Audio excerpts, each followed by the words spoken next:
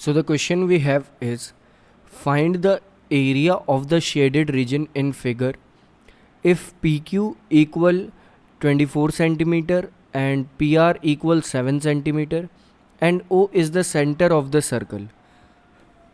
तो सिंपली हमें यहाँ पर एक ये फिगर दिया हुआ है. अगर इस फिगर को हम देखें तो यहाँ पर हमें दो सेमी सर्कल्स मिलते हैं. एक सेमी सर्कल तो हमारा ये रहा और एक और सेमी सर्कल हमारा ये रहा. हमें यहाँ पर जो एरिया कैलकुलेट करना है वो इस शेडेड रीजन का करना है जो आपको यहाँ पर दिखाई दे रहा है. तो हम कैसे करेंगे? अगर यहाँ पर देखें आप तो क्यू पी आर, हम इसे ड्रॉ ही कर लेते हैं. क्यू से लेके पी से लेके आर और फिर आर से लेके वापस क्यू. तो ये एक ट्रायंगल फॉर्म हो रहा है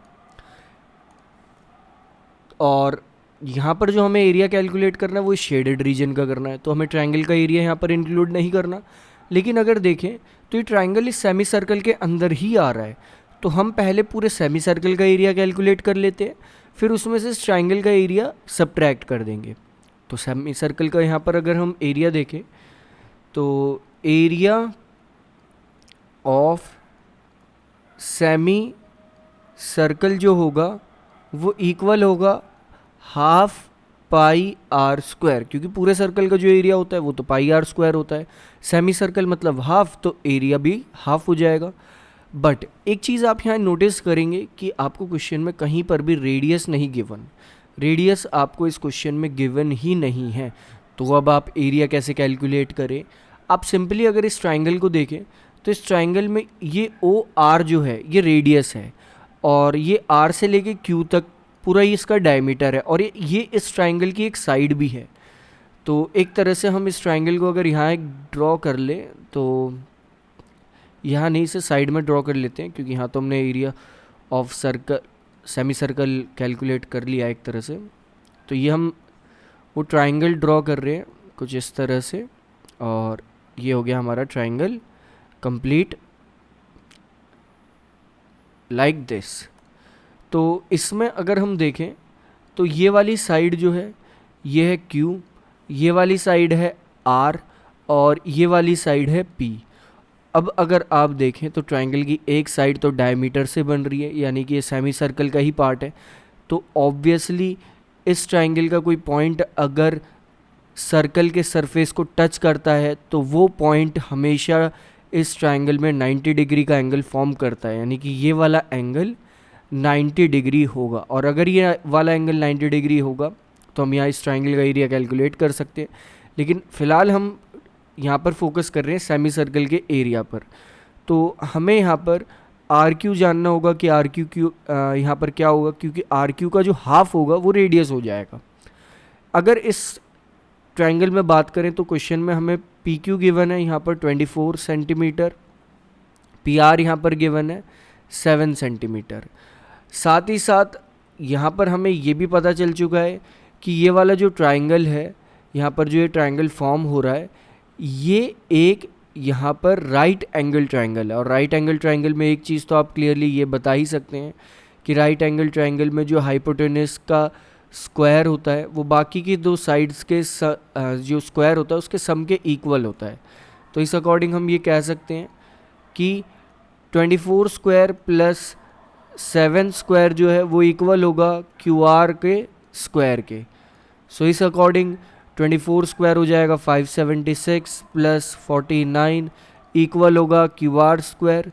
और यहाँ से क्यू आर जो है वो इक्वल आ जाएगा 25, क्योंकि 625 ही आएगा और 625 का रूट होता है 25. तो क्यू आर तो डायमीटर है, डायमीटर हमारा आ चुका है, डायमीटर आ चुका है 25 सेंटीमीटर.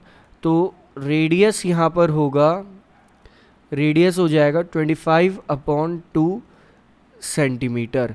तो एक्चुअली में हमने यहाँ से रेडियस कैलकुलेट कर लिया कि रेडियस हमारा होगा 25/2 सेंटीमीटर.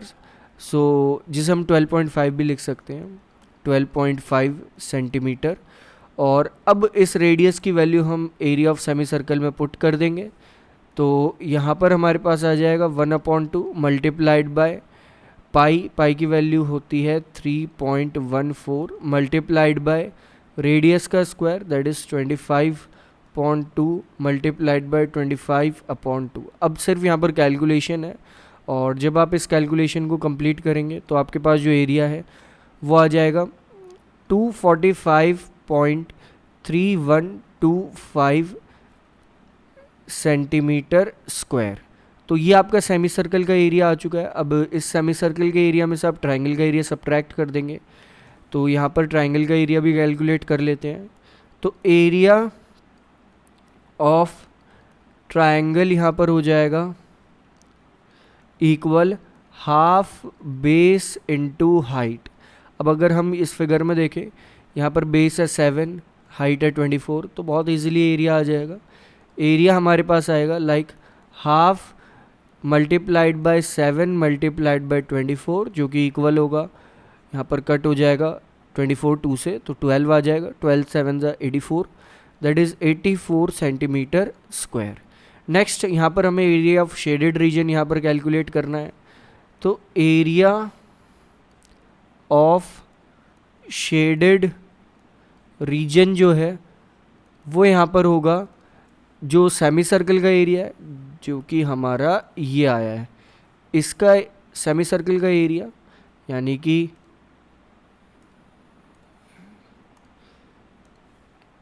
245.3125 माइनस जो हमारा उस ट्राइंगल का एरिया है दिस, तो माइनस 84, ये आ जाएगा हमारे पास, दैट इज़ 161.3125 सेंटीमीटर स्क्वायर। तो जस्ट यहाँ पर कैलकुलेशन थी, समझने वाली चीज़ बस वो ट्रायंगल में ही थी। तो ये हमारे पास आ जाएगा उस शेडेड रीजन का एरिया। आपको बिल्कुल कंफ्यूज नहीं होना है कि ये ट्रायंगल का जो एरिया है वो कैसे कैलकुलेट हुआ, हाफ बेस इनटू हाइट से हो गया। और यहाँ पर भी कंफ्यूज नहीं होना है कि ये वाला एंगल 90 डिग्री क्यों हुआ ट्रायंगल में, क्योंकि एक सेमी सर्कल से फॉर्म हो रहा है ये वाला ट्रायंगल, जिसकी जो हाइपोटेनस है वो सेमी सर्कल का डायमीटर है। तो आपने इस टाइप की थ्योरम्स पढ़ी हैं, तो उस अकॉर्डिंग हम कह देंगे कि ये वाला एंगल यहाँ पर 90 डिग्री है।